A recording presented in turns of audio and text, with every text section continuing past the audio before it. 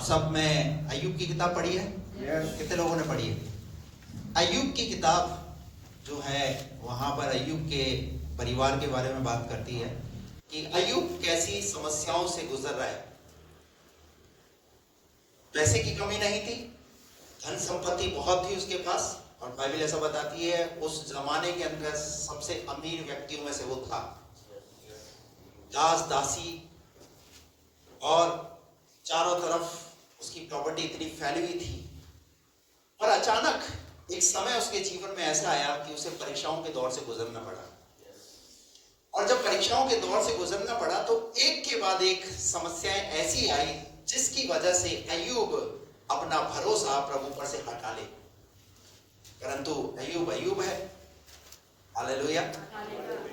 अय्यूब ने अपने विश्वास को टूटने नहीं दिया। अय्यूब अपने विश्वास में कमजोर नहीं हुआ, परंतु इन सब के होने के बावजूद भी वो प्रभु पर विश्वास करता रहा। हालेलुया। और इवन उसकी पत्नी अय्यूब के विरोध में हो गई। जब आपका क्लोज रहने वाला व्यक्ति जब आपके विरोध में हो जाए तो बताइए आपके ऊपर क्या बीतेगी, कैसा महसूस करेंगे? अय्यूब की पत्नी अय्यूब के विरुद्ध होकर के क्या बोलने लगी? छोड़ ऐसे खुदा को, लानत मार, अब भी तू खुदा खुदा कर रहा है। परंतु अय्यूब ने अपने क्लोज व्यक्ति पर भी उसकी बात को ना मान करके अपने परमेश्वर की बात को माना। हालेलुया। आप इस किताब को पढ़िए, बार बार पढ़िए, आपको बहुत फल मिलेगा, आपको बहुत सामर्थ्य मिलेगी आपकी लाइफ में। जब आप ऐसी समस्याओं से गुजर रहे हैं तो आपको अय्यूब की किताब आपको चैलेंज से कैसे लड़ना है, कैसे निपटना है, कैसी समस्याओं में खड़ा रहना है, वो सब कुछ आपको वहां से सीखने को मिलेगा। इतना सब कुछ होने के बाद भी अय्यूब प्रभु में खड़ा रहा। हालेलुया। और उसके दोस्त उसके पास आकर के उसके पाप को जताने लगे, उसको कहने लगे कि देख तेरे जीवन में आज जो समस्या है, कहीं ना कहीं तूने कुछ ऐसे पाप किए हैं जिसकी वजह से तुझे ये समस्याओं का सामना करना पड़ रहा है। पर मेरे प्रियो, मैं आपको बताऊं, समस्या का एक कारण नहीं होता, समस्या के कई कारण होते हैं, परेशानियों के कई कारण होते हैं। पर अय्यूब के जीवन में जो परेशानियां थी वो अय्यूब की वजह से नहीं थी, पर परमेश्वर ने अय्यूब को परीक्षाओं में खड़ा देखा। हालेलुया। हमें भी परीक्षाओं में खड़ा उतरने की जरूरत है। जब आप चुनौतियों से गुजर रहे, समस्याओं से गुजर रहे, तो उनको जो है ऐसा मत सोचिए कि ये मेरे जीवन में क्यों आई है। दीजिए, परीक्षाएं दीजिए। हालेलुया। उस चैलेंज को स्वीकार कीजिए, चाहे वो बीमारी का हो, चाहे वो आर्थिक संकट हो, चाहे पारिवारिक तौर से हो, किसी भी तरीके से हो, आपको कमजोर नहीं होना है। हालेलुया। तो एक छोटी सी रूपरेखा मैंने अय्यूब के शुरू के जीवन के बारे में आपको बताई, लेकिन जब उसके दोस्त अय्यूब के पास आकर के अय्यूब से बार बार आकर के ऐसी बातें करने लगे तो अय्यूब क्या कहता है अपने दोस्तों को? आप निकाल करके पढ़िए अय्यूब की पुस्तक, उसका 12वां अध्याय 7 और 8 वचन। अय्यूब की पुस्तक उसका 12वां अध्याय 7वां और 8वां वचन। पशुओं से तो पूछ और वे तुझे सिखाएंगे और आकाश के पक्षियों से और वे तुझे बताएंगे। पृथ्वी पर ध्यान दे तब उससे तुझे शिक्षा मिलेगी। और समुद्र की मछलियां भी तुझसे वर्णन करेंगी। आमीन। Praise the Lord. हालेलुया। हाथ उठाकर प्रभु को धन्यवाद करें। अय्यूब के दोस्त अय्यूब के पास आए तो अय्यूब ने 4 चीजों की तरफ उनका ध्यान आकर्षित करने के लिए कहा।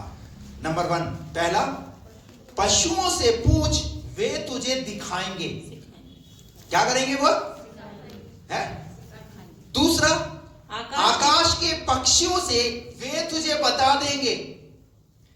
तीसरा, पृथ्वी पर ध्यान दे तब उससे तुझे शिक्षा मिलेगी। और नंबर 4, समुद्र की मछलियां वे तुझसे। हालेलुया। कुछ अलग सीखने को मिलेगा आज। Praise the Lord. आप देखिए, इसका मतलब ये आत्मा में इतना मजबूत है शरीर जो है ना, मतलब घावों से ऐसा पीड़ित हो चुका है, इसका मतलब उसकी जो अंदर की हड्डियां है ना वो भी बाहर निकल कर आ गई होगी। इतना खराब हो चुका है शरीर, पर आत्मा, हालेलुया, आत्मा में इतना स्ट्रांग है कि वो बोलने की हिम्मत रखता है। सामने वाले को बता रहा है वो, आज तुम मेरी ये हालत देख रहे हो ना, तो मेरी हालत देखने से पहले उनके पास जाओ, उनसे पूछो, उनसे मालूम करो। किन लोगों से? कौन है ये परमेश्वर की बनाई हुई सृष्टि है। और सृष्टि में कौन है? नंबर 1 पहला पशु, दूसरा आकाश के पक्षी, तीसरा पृथ्वी, और चौथा समुद्र की मछलियां। आज हम इनसे पूछने जा रहे हैं। क्या पूछने जा रहे हैं? निकाल कर पढ़िए। दूसरा पहला शमूएल उसका 6वां अध्याय, पहला शमूएल की पुस्तक उसका 6वां अध्याय और उसका 7वां वचन पढ़िए।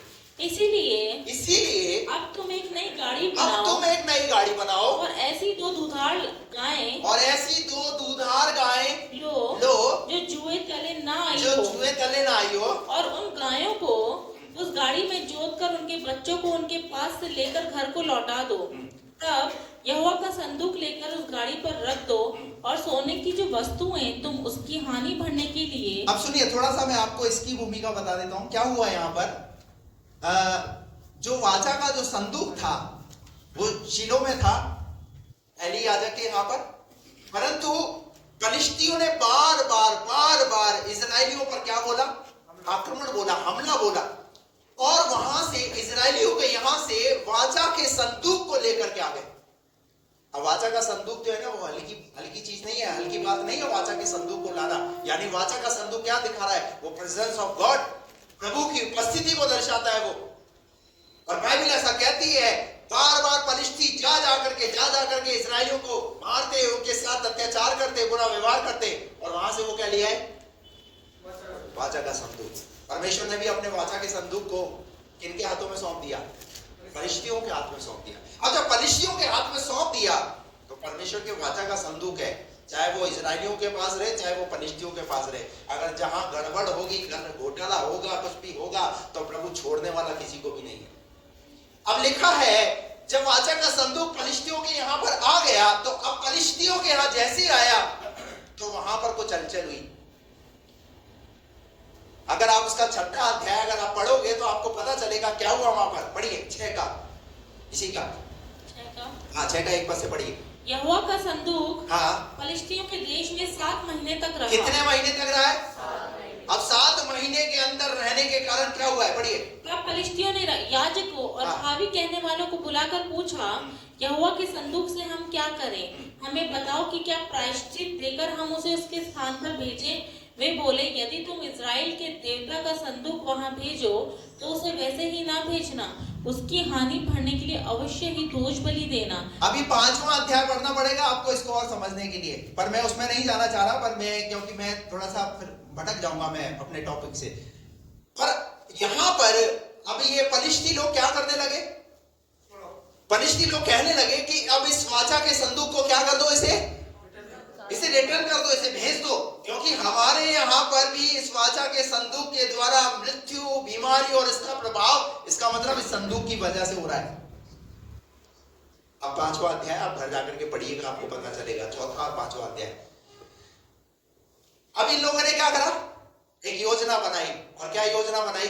कि वाचा के संदूक को निकालने के लिए 7वां पद जो हम पढ़ रहे हैं वहां लिखा हुआ है, इन्होंने एक नई बैलगाड़ी तैयार की। क्या की? एक नई बैलगाड़ी तैयार की। और नई बैलगाड़ी जब तैयार की तो पढ़िए क्या लिखा वहां पर? नई गाड़ी बनाओ और ऐसी 2 दुधार गायें गाय लो जो जुए तले ना आई हो, और उन गायों को उस गाड़ी में जोत कर उनके बच्चों को उनके पास से अलग कर गए, घर को लौटा दो। क्या कर दो? बच्चों को मां से क्या कर दो? अलग कर दो। और इन 2 गायों को क्या करो? इन पर उस वाचा के संदूक को ले जा करके इसे क्या कर दो? रवाना कर दो। हेलो, कौन सा जानवर है यहाँ पर? गाय, अब गाय क्या कर रही है? ऐसी परिस्थिति क्यों आई है? अब कौन उसका भाग जो है वो कौन उठा रहा है? अभी सुनिए, कौन सी वाली गाय है ये दूध देने वाली गाय है। इनके बच्चों को इनसे अलग कर दिया है। आगे बढ़ेंगे उसके बाद। तब यहोवा का संदूक लेकर उस गाड़ी पर रख दो और सोने की जो वस्तुएं तुम उसकी हानि भरने के लिए दोष बलि की रीति से दोगे, उन्हें दूसरे संदूक में रख के उसके पास रख दो। फिर उसे रवाना कर दो कि चली जाए, और देखते रहना, यदि वह अपने देश के मार्ग से होकर बेशेमेश को चले तो जानो कि हमारी यह बड़ी हानि हुई उसी की ओर से हुई, और यदि नहीं तो हमको निश्चय होगा कि यह मार्ग हम पर उसकी ओर से नहीं परंतु संयोग से हुई।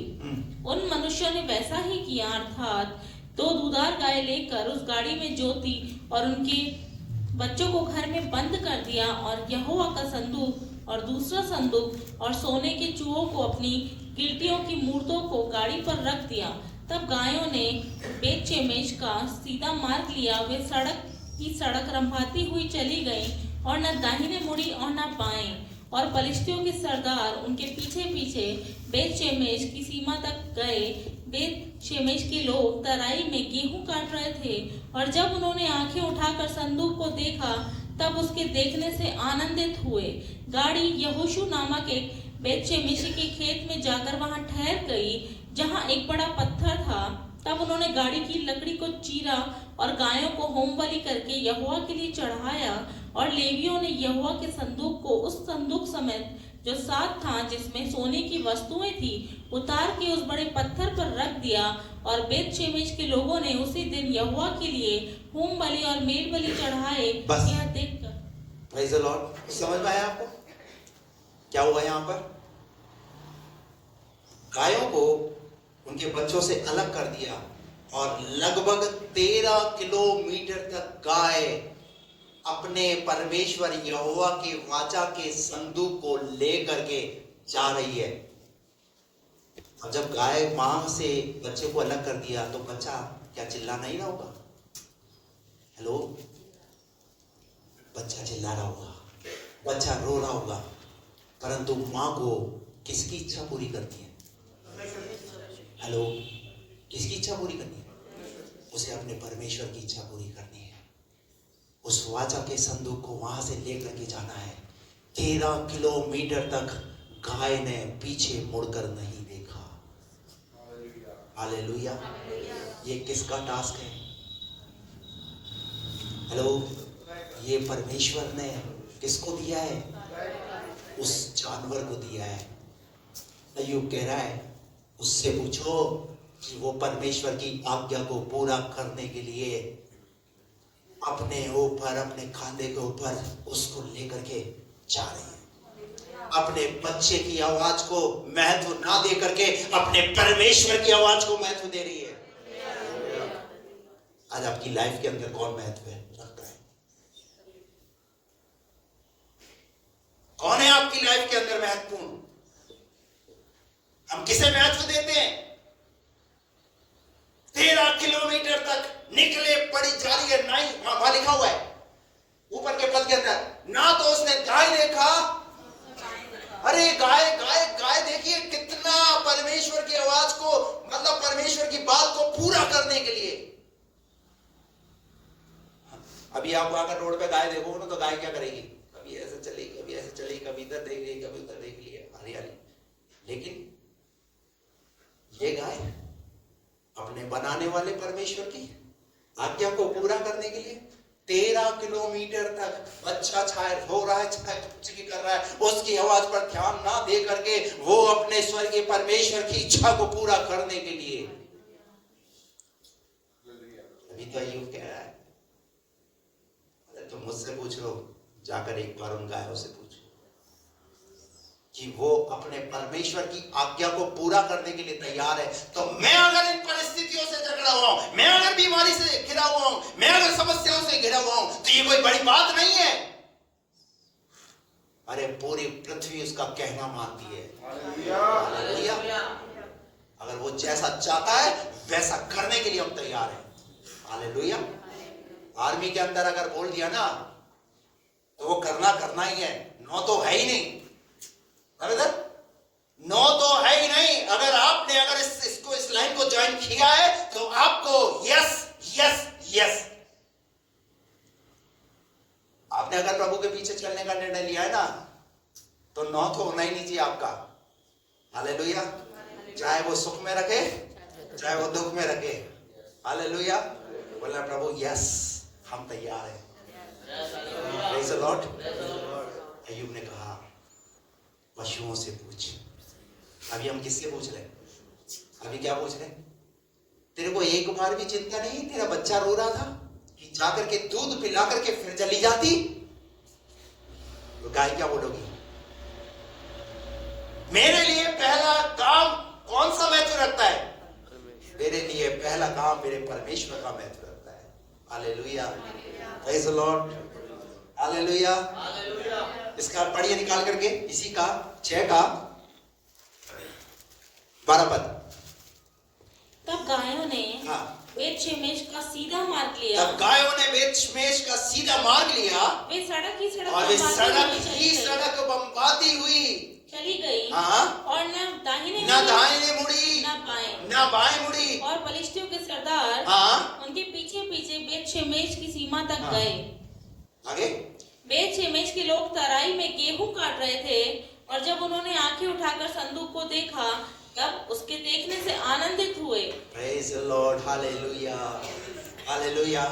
गायों ने ये नहीं बोला मेरे से नहीं होगा। और आज विश्वासी, मैं इतना दुख नहीं सह सकता, मैं इतनी परेशानी नहीं सह सकता, ये मेरे बस की बात नहीं है, प्रभु की सेवा करना मेरे बस की बात नहीं है, मेरे से नहीं होगा। लेकिन गाय क्या बता रही है? देखो इन गायों से सीखो। सुलेमान ने नीति वचन के अंदर कहा, हे आलसी, चींटियों के पास जा, उसके काम पर ध्यान दे और बुद्धिमान हो जा। वो चींटियों से सीखने के लिए कह रहा है। Praise the Lord.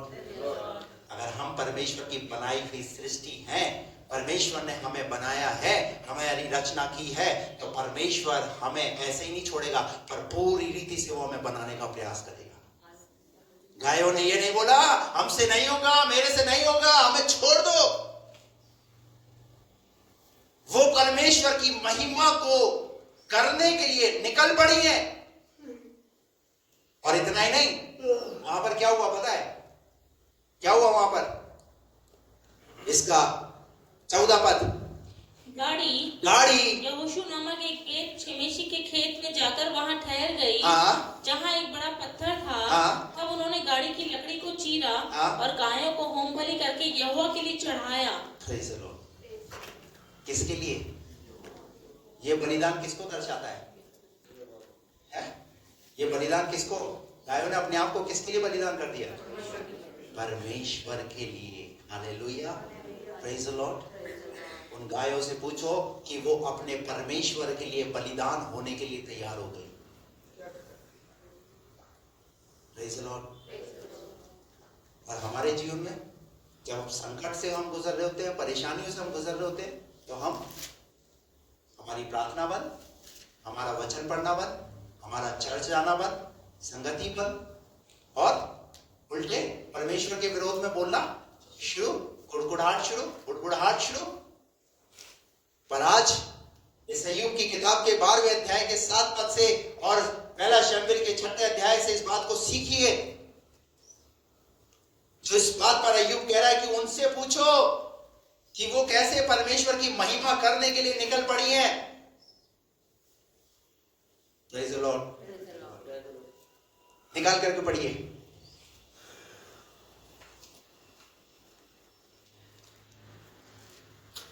गिनती की पुस्तक उसका 22वां अध्याय और उसका 20 पद।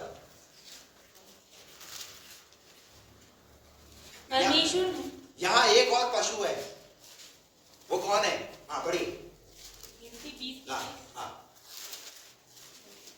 तब इस्राएलियों की सारी मंडली कादेश से कूच करके होर नामक पहाड़ के पास आ गई और एदोम देश की सीमा पर और पहाड़ में यहोवा ने मूसा और हारून से कहा, हारून अपने लोगों में जा मिलेगा, क्योंकि तुम दोनों ने जो मरीबा नामक सोते पर मेरा कहना छोड़कर मुझसे बलवा किया है, इस कारण वह उस देश में जाने ना पाएगा जिसे मैं गिनती 22 और उसका 20 पद। परमेश्वर ने रात को बिलाम के पास आकर कहा, यदि वे पुरुष तुझे बुलाने आए हैं तो तू उठकर उनके संग जा, परंतु जो बात मैं तुझसे कहूँ उसी के अनुसार करना। परमेश्वर ने बिलाम को कहा, बिलाम कौन है? परमेश्वर का जन है। परमेश्वर ने बिलाम को कहा कि तू इजरायलियों को श्राप मत देना, क्योंकि बालाक राजा क्या चाहता है? बालाक राजा क्या चाहता है कि इजरायलियों को क्या दिया जाए? श्राप दिया जाए, क्योंकि बाइबल ऐसा कहती है कि परमेश्वर के लोग आशीष के भागी होने के लिए बुलाए गए, ना कि श्राप के लिए। और बिलाम जो नबी है वो, उसको परमेश्वर ने कहा है, क्या कहा है? कि तुझे राजा बालाक की बात को नहीं माना, मैं जैसा कह रहा हूं मेरी बात को मानना है। अब परमेश्वर ने कहा कि तू जा करके इजरायलियों को श्राप नहीं देना है। आगे बढ़ेंगे, क्या हुआ फिर उसके बाद? तब बिलाम भोर को उठा और अपनी गदही पर काठी बांधकर। अब यहाँ पर एक जानवर है, उसका नाम क्या है? गधी, गधा। बिलाम की जो गधी थी, उसने उस पर काठी बांधी और मोआबी हाकिमों के संग चल पड़ा, और उसके जाने के कारण परमेश्वर का कोप भड़क कर उठा, और यहोवा का दूत उसका विरोध करने के लिए मार्ग रोक कर खड़ा हो गया। वह अपनी गधी पर सवार होकर जा रहा था, और उसके संग उसके 2 सेवक भी थे, और उस गधी को यहोवा का दूत हाथ में नंगी तलवार लिए हुए मार्ग में खड़ा दिखाई पड़ा। किसको नजर आए? किसको नजर आए? कौन नजर आए? परमेश्वर के दूत उस गधी को नजर आए कि गधी दूत जो है वो हाथ में नंगी तलवार लिए हुए खड़े हुए। अब उसके बाद आगे क्या हुआ? तब गधी मार्ग छोड़कर खेत में चली गई। गधी मार्ग छोड़कर कहां भागी? खेत में। क्योंकि कौन नजर आ रहा है उसे? अब गधी के लिए कौन ज्यादा महत्व रखता है? हेलो, परमेश्वर के दूत या वो जो चारा डाल रहा है? वो वहां लिखा हुआ है गधी ने क्या करा? वहां से अपना मार्ग लिया, और तब बिलाम ने गधी को मारा कि वह मार्ग पर फिर आ जाए, कि वो क्या हो जाए? पर बिलाम की आंख क्या है? बिलाम की आंख बंद है। बिलाम के क्या चल रहा है? वो जिस काम के लिए निकला है वो उस काम को करना चाह रहा है, परंतु ये चीज किसको नजर आ रही है? गधी को नजर आ रही है, परमेश्वर के दूत, और वो चाह रहा है। आगे बढ़ेंगे उसके बाद। तब यहोवा का दूत दाख की बारियों के बीच गली में, जिसके दोनों ओर बारी की दीवार थी, खड़ा हुआ। यहोवा के दूत को देखकर गधी दीवार से ऐसी सट गई कि बिलाम का पांव दीवार से दब गया। तब उसने उसको फिर मारा। तब यहोवा का दूत आगे बढ़कर एक सकड़े स्थान पर खड़ा हुआ, जहाँ न तो दाहिनी ओर हटने की जगह थी और न बाईं ओर। वहाँ यहोवा के दूत को देखकर गधी बिलाम को लिए दिए बैठ गई। फिर तो बिलाम का कोप भड़क उठा और उसने गधी को लाठी से मारा। तब यहोवा ने गधी का मुंह खोल दिया। बस क्या लिखा है? किसका मुंह खोल दिया? अब गधी का जब मुंह खुला, अब गधी बोल सकती है? नहीं। लेकिन परमेश्वर कुछ भी कर सकता है। वो किसका मुंह कब खुलवाना है वो खुलवा सकता है। लिखा है परमेश्वर ने गधी का मुंह खुलवा दिया, और जब गधी का मुंह खुलवाया तो पढ़िए क्या लिखा वहां पर? और वह बिलाम से कहने लगी। और वो किससे बात करने लगी? बिलाम से। हेलो, किससे बात कर रही है? बिलाम से बात कर रही है। हेलो बिलाम, क्या बोली? मैंने तेरा क्या किया? मैंने तेरा क्या किया? कि तूने मुझे 3 बार मारा। वो सब ये तो गिनती काउंट भी करा इसने, क्योंकि बिलाम ने कितनी बार मारा इसे? 3 बार गड़ी भी मारा। मैं देखती रही, एक बार मारा चल ठीक है, दूसरी बार मारा, लेकिन परमेश्वर है। हालेलुया।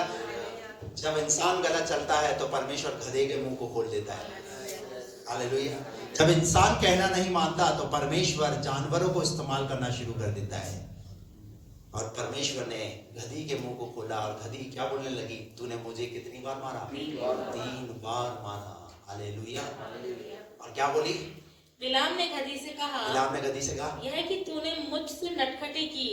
यदि मेरे हाथ में तलवार होती तो मैं तुझे अभी मार डालता। लो, अब भी इसकी आंखें खुलने के लिए तैयार नहीं है। अब देखिए, एक जानवर उससे बात कर रहा है, उसके बाद तो इसको क्या करना चाहिए? आज तक तो गधी बोली नहीं, पर आज कैसे बोल रही है? आज इसके बोलने के पीछे उद्देश्य क्या है, कारण क्या है, ये कौन करवा रहा है, इसके पीछे कौन सी ताकत है? हालेलुया। पर बिलाम को और क्या कह रहा है? वो तो अपनी हैकड़ी में, वो तो अपने घमंड में। बहुत सारे लोग आज भी अपने जीवन के अंदर इन परिस्थितियों को देखने के बाद भी नम्र और दीन नहीं करते। खुदा कुछ सिखाना चाहता है, खुदा कुछ बताना चाहता है, परंतु गधी का मुंह जब परमेश्वर ने खोला तो खोला। हालेलुया। और क्या हुआ उसके बाद? फिर गधी ने बिलाम से कहा, क्या मैं तेरी वही गधी नहीं? क्या मैं तेरी वही गधी नहीं जिस पर तू जन्म से आज तक चढ़ता आया है? लो साहब, पूरा बता दिया। मैं कब से तेरे साथ हूं और कब से मैं तेरे बातों को, तेरी आज्ञा को मैं मान रही हूं। मैं जन्म से मैं तेरे साथ हूं। और क्या मैं तुझसे कभी ऐसा करती थी? हाँ, वह बोला नहीं। क्या मैं तुझसे ऐसा करती थी? फिर भी समझ में नहीं आ रहा। आप अपनी लाइफ के अंदर जब कुछ चीज घट रही है तो उनसे कुछ चीज सीखिए। आपके इर्द गिर्द जो कुछ हो रहा है ना, वो कुछ आपको सिखाना चाह रही है। Praise the Lord. और नहीं तो अय्यूब ने कह दिया कि उनसे जाकर के पूछो। अपने दोस्तों को बोल दिया जब अय्यूब के जीवन में हो रहा है, तो अय्यूब तो बात जानता है कि मेरे जीवन में जो कुछ हो रहा है, ये मेरे परमेश्वर मेरे जीवन में मुझे कुछ करके दिखाना चाहता है, कुछ सिखाना चाहता है। Praise the Lord. दूसरा जानवर गधी क्या बोला? वो क्या करेंगे तुझे? 12 का 7। आप उसको पूरा पढ़ लीजिएगा घर जाकर के। हाँ, क्या लिखा है 12 का 7 अय्यूब?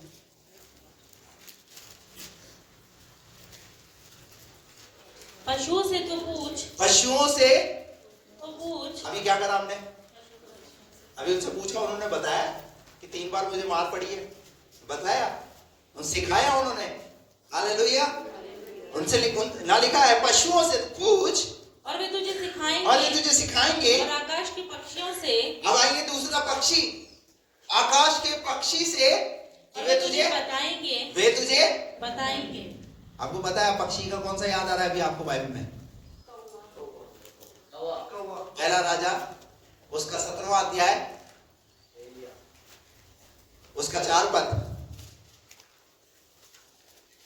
पढ़िए जल्दी से। उसी नाले का पानी पिया कर। हाँ, और मैंने कौवों को आज्ञा दी है कि अंडरलाइन कीजिए, मैंने कौवों को मैंने अरे परमेश्वर, हमने सुना आज्ञा परमेश्वर मनुष्य को देता है, पर यहाँ क्या लिखा है? परमेश्वर ने किसको आज्ञा दी है? मैंने कौवों को आज्ञा दी है कि वे वहां तुझे खिलाएं। कि वे वहां तुझे हालेलुया। और जानवर भी कैसा है? ये पक्षी भी कैसा है? कौवा, लालची, छीन के खाने वाला। आप इसके से में सर्च करेंगे तो आपको पता चलेगा कोई भी बात इसके जीवन की अच्छी। एक तो रंग ही इसका कैसा है? काला। दूसरा इसका मन ही कैसा है? मन भी काला है। छीन के खाने वाला। परंतु परमेश्वर को पता है मुझे कब किससे कैसे काम कराना है। Hallelujah, praise the Lord. Ayyub को ये बात पता है कि मेरा परमेश्वर वो किस तरीके से किससे कैसे काम कराने वाला परमेश्वर है। हालेलुया। इसलिए एलिया जब अकाल का समय था तो परमेश्वर ने देखा कि अब मेरा बेटा, इसने बोल तो दिया अब इसके खाने के लाले पड़ जाएंगे, ये खाना कहां से खाएगा, पर मैं इसके लिए इंतजाम करूंगा। परमेश्वर ने किसके द्वारा इंतजाम कराया? एलिया के लिए। वहां लिखा है परमेश्वर ने वहां कौवों को, वहां लिखा है कौवों को आज्ञा दी है। और आज्ञा में क्या है? कि वे उसे वहां खिलाएं। कि वे उसे वहां खिलाएं। और यहोवा का ये वचन और वो सुबह और शाम, कब कब वो लिखा है सुबह और शाम क्या कर रहे हैं? वो रोटी और मांस लाया करते थे। रोटी और मांस ले जाकर के किसको पहुंचा रहे हैं? किसने आज्ञा दी? ये यहोवा परमेश्वर ने आज्ञा दी है। Hallelujah, praise the Lord. और आपको पता है कौवे ने उस परमेश्वर की आज्ञा को क्या किया? उसने पूरा किया। 12 का 7 हो गया। 8 पढ़िए 12 का। पृथ्वी पर ध्यान दे, पृथ्वी पर ध्यान दे, तब उससे तुझे शिक्षा मिलेगी। तब उससे तुझे। पृथ्वी में क्या हुआ था? किसी को पता है? कोरह और दातान, क्या हुआ भूमि ने? हेलो, कोरह और दातान को भूमि फट गई और कोरह और दातान को निगल दिया भूमि ने।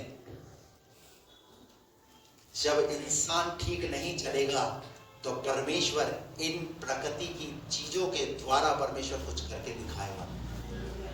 Hallelujah, praise the Lord. बात समझ में आ रही है आपको? बाइबल ऐसा कहती है, जब कोरह और दातान ने जब गलत किया तो पृथ्वी ने अपना मुंह खोल दिया और कोरह और दातान को निगल दिया। पृथ्वी क्या करेगी? तुझे वर्णन करेगी, वर्णन। अभी पूछो, क्यों कोरह और दातान को पृथ्वी ने निगल दिया? क्यों तूने अपना मुंह कैसे खोल लिया? कैसे खुल गई पृथ्वी? कैसे फट गई धरती? इसकी आवाज, ये यहोवा परमेश्वर की आवाज। नंबर 4, समुद्र की मछलियां किसके पास चलेंगे हम? हेलो, किसके पास चलेंगे हम? निकालिए योना की पुस्तक 1 का 17 पद।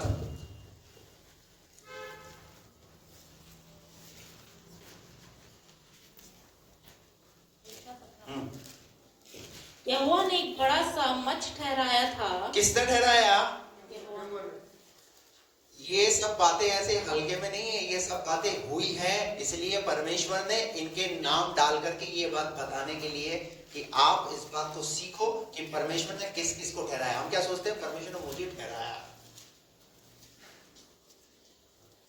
मैं ही परमेश्वर का काम करूंगा और मैं अगर परमेश्वर का काम नहीं करूंगा तो काम होएगा ही नहीं। आप इस मुखालते में मत रहना। अगर आप खुदा का काम नहीं करेंगे, आप खुदा के लिए इस्तेमाल नहीं होंगे, तो खुदा इनके द्वारा अपने काम कराएगा। हालेलुया।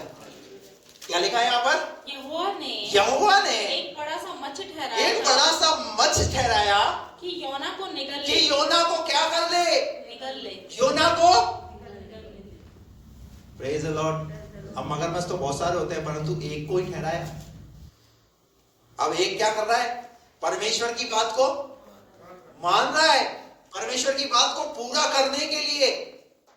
वहां लिखा है वो जहाज के पास गया और जैसे ही वो जहाज में योना जहाज से नीचे कूदा तो मगरमच्छ ने क्या करा? अपना मुंह खोला और उसको निगल लिया।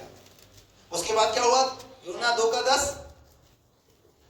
तब यहोवा ने मच्छ को आज्ञा दी और उसने योना को स्थल पर उगल दिया। आप देखिए कितने कमांड को पूरा कर रहे हैं, लेने के लिए और वापिस उसे उगलने के लिए। इसका मतलब क्या कर रहे हो? क्या कर रहे हैं? इसका मतलब वो ऐसे तैयार है, बस आवाज आए और वो अपने परमेश्वर की आवाज को सुनने के लिए कैसे तैयार है। हालेलुया। वहां लिखा हुआ है 2 का 10 में क्या लिखा है? फिर से पढ़िए। तब यहोवा ने मच्छ को आज्ञा दी और उसने योना को स्थल पर उगल दिया। इसका मतलब अंदर रखना ही नहीं है, पर उसे बाहर निकालना भी है। उसे ये बताने के लिए कि जब तू नहीं करेगा काम तो देख, ये पानी का जानवर ये परमेश्वर की आज्ञा का पालन करेगा। अरे खुदा का शुक्र मानो कि खुदा ने आपको चुना है। खुदा का धन्यवाद करो कि खुदा के लिए आप इस्तेमाल हो रहे हो, किसी ना किसी रूप में आप इस्तेमाल हो रहे हो। खुदा आपको इस्तेमाल कर रहा है, इस बात के लिए खुदा का शुक्र करो, धन्यवाद दो इन बातों के लिए। अन्यथा चाहे ना वो तो पृथ्वी के जीव जंतुओं के द्वारा वो अपनी महिमा करा सकता है और करा रहा ही है। वो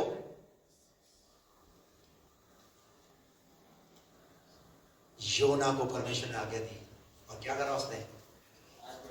उसने उस आज्ञा का पालन किया और उसे स्थल पर उगल दिया। हालेलुया। और आपको पता है यीशु मसीह के ज़माने के अंदर जब पतरस झील के किनारे जब वहाँ पर जब यीशु मसीह ने गिरासियों के किन्नेसरत झील के किनारे जब यीशु मसीह ने सुसमाचार सुनाया और उसके बाद फिर पतरस से कहा आओ हम गहरे में चलें और जाल डालो, तो जैसे ही जाल डाला तो क्या आया? पतरस का क्या अनुभव था कि मैंने सारी रात मेहनत की पर कुछ भी मछली मैंने नहीं पकड़ी, पर जैसे ही प्रभु की आवाज मछलियों के कानों में पहुंची तो मछलियों ने अपना डायरेक्शन चेंज कर दिया और जाल में फंसना शुरू हो गई। उनसे पूछो वो कैसे परमेश्वर की आज्ञा का पालन कर रहे हैं, वो कैसे परमेश्वर की आज्ञाओं को पूरा करने के लिए निकल जाती है। वो चाहे किसी भी कोने में हो, किसी भी क्षेत्र में हो, वो आ जाती है। हालेलुया। और अगर एक विश्वासी को बोलो रात को 10 से 10:30 बजे तक प्रार्थना है, और दिन तो वो नहीं सोएगा, पर उसी दिन 10 बजे वो सो जाएगा। हेलो, हम परमेश्वर की आज्ञा का पालन कैसे कर रहे हैं? कैसे कर रहे हैं हम परमेश्वर की आज्ञा का पालन? बाइबल कहती है यदि अगर हम ढीले ना हो तो ठीक समय पर कटनी को हम दुआ तो जरूर करते हैं, प्रभु हमारा शहर बचाया जाए, हमारा देश बचाया जाए, पर हम घर से बाहर निकलने के लिए तैयार नहीं। हमारे यहाँ बहनें बैठी है, क्या आपके अंदर ऐसा बोझ नहीं आता कि हॉस्पिटलों में जाकर के हम जो है जाकर के ऐसे लोग हैं उनके पास जाए और उनको उनके लिए जाकर के दुआ करें, उनके हालचाल पूछें? क्या हम भाइयों के अंदर ऐसा बोझ नहीं आता? कब हम बोझ लेने वाले बनेंगे? कब हम उस बोझ को एक्शन में लेकर के आएंगे? क्या कभी आपने शेयर किया पास्टर जी मेरे अंदर ये चीज है, मैं चाहता हूं और मैं चाहती हूं कि ऐसा कि हम ऐसा करें ताकि लोग प्रभु को जाने। हम एक दिन के अंदर कितने लोगों को सुसमाचार सुनाते हैं? आपका काम है ना पास्टर जी, आप पादरी हो, आप ही सुसमाचार सुनाओगे। ऐसा लिखा है क्या? मत्ती 28 में क्या लिखा है? किनको बोला यीशु मसीह ने? क्या बोला? बोलिए ना, जाओ सारी जाति में मेरे नाम का और उन्हें, पर हम मेरा टीवी, मेरा बीवी, मेरा बस सब अपने में मस्त है। किसी को कुछ प्रभु के लिए कुछ करने के लिए हमारे अंदर बोझ नहीं है, ना ही कोई दर्शन है। आत्माएं जीतने का हमारे लिए कोई लक्ष्य हमारे पास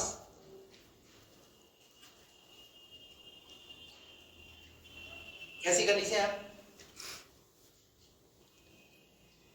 नीति वचन 29 में लिखा है जहां दर्शन की बात नहीं वहां लोग दर्शन लीजिए, अपने दर्शन शेयर कीजिए, अपनी बातों को शेयर कीजिए, बोझ लीजिए। हम सब चाहते हैं 2 शिफ्टों में आराधना हो, 3 शिफ्टों में आराधना हो, पर कैसे होगी? हेलो, हम प्रभु की आज्ञा का पालन करने के लिए तैयार नहीं है। हम अपने आप में इतने बिजी हैं। मैं आपको कहना चाहता हूं इस 2025 के अंदर बोझ लीजिए, आत्माओं का बोझ लीजिए। ये निर्णय लीजिए एक दिन के अंदर कम से कम मैं 2 लोगों को प्रभु के बारे में बताऊंगा। मैं अपनी गवाही के द्वारा ये शेयर करूंगा। क्या हमारे इर्द गिर्द ऐसे लोग हमें मिलते नहीं जो टूटे हुए हैं, जो हताश है, निराश है, बीमार है? आपको पता है आप प्रार्थना करेंगे तो आपकी प्रार्थना के द्वारा वो व्यक्ति ठीक हो जाएगा। आप इतना तो बोल सकते हैं भाई चिंता मत कीजिए, मैं आपके लिए प्रार्थना करूंगा, प्रभु आपको ठीक करेगा। उसको लगेगा अरे यार कोई है जो मेरे लिए प्रार्थना करेगा। मेरे रिश्तेदार, मेरे समाज के लोग, उन्होंने कभी भी आज तक ऐसी बातें नहीं बोली, लेकिन ये व्यक्ति मेरे लिए क्या है? ये खड़ा हुआ है। आपके इर्द गिर्द, आपके आसपास ऐसे लोग कई बार आपकी आंखों के सामने आते हैं, कई बार वो आपको अपनी समस्याएं बताते हैं, परंतु हम नजरअंदाज कर देते हैं क्योंकि हम तो अपने दुखों में इतने दुखी हैं। हम कैसे उसे बताएंगे? क्या नहीं लगता कि हमारी कलीसिया के अंदर वो व्यक्ति, वो भाई, वो बहन, वो भी प्रभु को जाने। हमने उद्धार पा लिया, क्या इतना ही काफी है? जब तक हम प्रयास नहीं करेंगे तब तक ये काम होने वाला नहीं है। प्रार्थना के साथ आपको प्रयास भी करना पड़ेगा। मुझे पता है आप देश के लिए प्रार्थना करते हैं, मुझे पता है आप शहर के लिए प्रार्थना करते हैं, राज्य के लिए प्रार्थना करते हैं, और उसके साथ साथ आपको क्या करना पड़ेगा? आपको खड़ा भी होना पड़ेगा। हालेलुया। एक जागरूक कलीसिया बनना पड़ेगा और उन चुनौतियों का सामना करना पड़ेगा और प्रभु की आज्ञा को सुनने के लिए तैयार। यस, मैं आपको बताऊं, अगर चाहे ना वो तो स्वर्गदूतों के द्वारा वो सुसमाचार प्रचार का काम करवा सकता है, लेकिन वो ऐसा नहीं करता। हालेलुया। जब बाइबल ऐसा बताती है, प्रेरितों का काम 10वें अध्याय के अंदर परमेश्वर का वचन ऐसा कहता है, स्वर्गदूत आया कुरनेलियुस के पास कि तेरी प्रार्थनाएं, तेरे दान प्रभु को स्मरण किए गए हैं। उसके बाद दूत पतरस के पास गया है कि तू जा क्या नाम है, कुरनेलियुस नाम के एक व्यक्ति के पास। जब स्वर्गदूत पतरस के पास, परमेश्वर स्वर्गदूत को पतरस के पास भेज रहा है, तो क्या परमेश्वर डायरेक्ट स्वर्गदूत को यह नहीं बोल सकता कि जाकर के बोल कि उद्धार का मार्ग यही है, रास्ता यही है, इस पर विश्वास कर, मन फिरा और बपतिस्मा ले? क्या डायरेक्ट स्वर्गदूत ये नहीं बोल सकता? बोल सकता है, लेकिन पता है जिस काम के लिए प्रभु ने सुसमाचार की जिम्मेवारी जब आपको और मुझको दी है, तो आपको और मुझको उठाना है। चाहे तो वो हजारों स्वर्गदूतों को, लाखों करोड़ों स्वर्गदूत को इस दुनिया में भेज सकता है और एक एक आदमी से मन फिराव करा सकता है, परंतु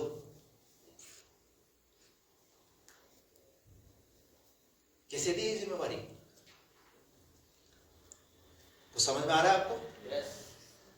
आप देखिए कैसे एक गाय परमेश्वर की आज्ञा का पालन करने के लिए अपने आप तक को बलिदान कर दिया। इवन उसने अपने बच्चों तक की परवाह नहीं करी। आज हमारे लिए हमारी इतनी प्रॉब्लम्स है, इतनी समस्याएं हैं कि हम कहते हैं मैं नहीं निकल सकता पास्टर जी, मेरे इतनी समस्या है, मेरी ये नौकरी है, मेरा ये बिजनेस है। पर देखिए 13 किलोमीटर तक ना तो दाएं मुड़ी ना बाएं, अपने परमेश्वर की आज्ञा को पूरा करने के लिए उस वाचा के संदूक को लेकर के, और इतना ही नहीं, मर भी गई, मरने तक के लिए तैयार हो गई। Hallelujah, praise the Lord. उस पक्षी को देखिए, उसे परमेश्वर ने कहा तुझे खाने का प्रबंध करना है मेरे बेटे के लिए। वो पक्षी परमेश्वर की आज्ञा को पूरा करने के लिए, क्या उसे इतनी आसानी से खाना मिल गया होगा? हेलो, मिल गया होगा? आप देखिए वो पक्षी कहां ढूंढ रहा होगा। हालेलुया। और जो काम दिया वो सुबह और शाम को काम कर रहा है। यस। और हम जब से प्रभु में आए, जब से हमने विश्वास किया है, तब से हम क्या कर रहे हैं?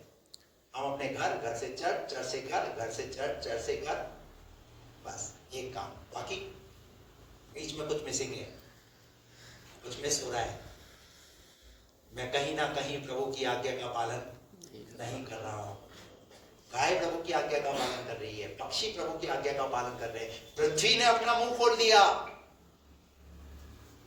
मछलियां उस जाल में आने के लिए तैयार हो गई, और हम आज इस चैलेंज को लेकर के जाइए। अपने आप में मत ही रहिए, पर अपने आप से थोड़ा सा बाहर निकलिए, प्रभु के लिए कुछ बोझ लीजिए। इस दुनिया में आए हो, ये जीवन बार बार नहीं मिलेगा। प्रभु का धन्यवाद करो कि प्रभु ने आपको चुना है। हालेलुया।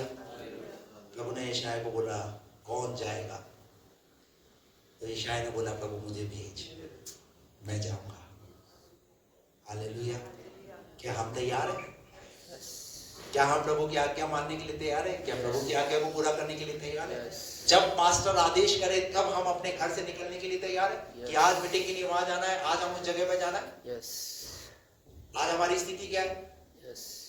आज अगर हमारी कलीसिया में भी अगर कोई बीमार हो जाए तो वो बीमार हुआ, हम काहे को जाए उससे मिलने के लिए? हेलो, मैं आप लोगों से बात कर रहा हूं, हमारी कलीसिया में कोई भाई बीमार होता है, कोई बहन बीमार होती है, तो क्या हम 2-4 बहनें मिल करके क्या हम उसके पास नहीं जा सकते? जब कोई भाई बीमार होता है, हॉस्पिटल में उसका ट्रीटमेंट चल रहा है, हॉस्पिटल में एडमिट है, यहाँ प्रेयर भी होती है कई बार, तो क्या हम नहीं जा रहे तो कम से कम एक फोन कॉल के माध्यम से भी हम क्या उससे बात नहीं कर सकते कि भाई मैंने सुना आपका ऑपरेशन हुआ है, आप बीमार हो, मैं आपके लिए फोन पे प्रार्थना करना चाहता हूं। कब आएगा हमारे अंदर ये दर्द, कब आएगा हमारे अंदर ऐसा प्रेम? मैं पास्टर हूं और पास्टर होने के नाते मैं आपको ये सिखाना चाहता हूं, अलग थलग मत रहिए, एक यूनिटी में आ जाइए। सबके दुखों में, सबके सुखों में, सबके साथ खड़े रहना सीखिए। Hallelujah, praise the Lord. जब आप किसी के साथ खड़े होगे तो कोई आपके साथ भी खड़ा होगा। जब आप किसी के साथ खड़े नहीं होगे तो कौन आपके साथ खड़ा होगा? या तो किसी के बन जाओ। हालेलुया, समझ आ रहा है आपको? मैं सब बातें क्यों कह रहा हूं? मैं चाहता हूं कि इस साल हमें बहुत सारी चीजों में बदलाव लाने की जरूरत है। Praise the Lord. जैसे ही आपको इंस्टेंट पता चलता है, ग्रुप भी हमें बनाया है, ग्रुप के अंदर भी इंफॉर्मेशन डाली जाती है, ये भाई बीमार है, ये बहन बीमार है, इसके लिए प्रार्थना करो, तो आइए प्रार्थना कीजिए उसके लिए, उससे फोन पर बात कीजिए उससे, ताकि उस दर्द से, उस दुख से वो बाहर निकले। और मैं कह रहा हूं आपके मात्र 2 शब्द जब निकलेंगे ना, मैं आपको कह रहा हूं, आप मेरे साथ खड़े होते मुझे मैं उसके लिए मैं आपको बहुत धन्यवाद देता हूं, हमारे परिवार के साथ खड़े, लेकिन मैं ये चाहता हूं कि हम आपस में भी एक दूसरे के साथ, हालेलुया, एक दूसरे के साथ मिले, एक दूसरे के साथ उठे और बैठे, क्योंकि हम मसीह की देह के अंग हैं। कब किसकी जरूरत कब कैसे पड़े आपको पता नहीं है, लेकिन जब आप एक दूसरे के साथ दुखों में उनके साथ खड़े होगे, तब कोई आपके साथ खड़ा होगा। हालेलुया, आज इस बात को सीख कर जाइए। जब ये जानवर हो करके, ये पक्षी हो करके परमेश्वर की आज्ञा का पालन करने के लिए तैयार है, तो हम क्यों नहीं हैं? हमें तो परमेश्वर ने अपने स्वरूप और अपनी समानता में बनाया। Hallelujah, praise the Lord. Ayyub ने कहा, तुम मेरे जीवन में ये सब कुछ देख रहे हो, तो पहले जाकर के एक बार उनसे पूछ लो, नहीं तो उन्हें देख लो, वो तुम्हें बताएंगे, वो तुम्हें सिखाएंगे। आज हमें कौन सिखा रहा है? आज हमें किससे सीखने के लिए कह रहा है? आज हमें इनसे सीखने के लिए कह रहा है। हालेलुया, मिला को सीखने के लिए।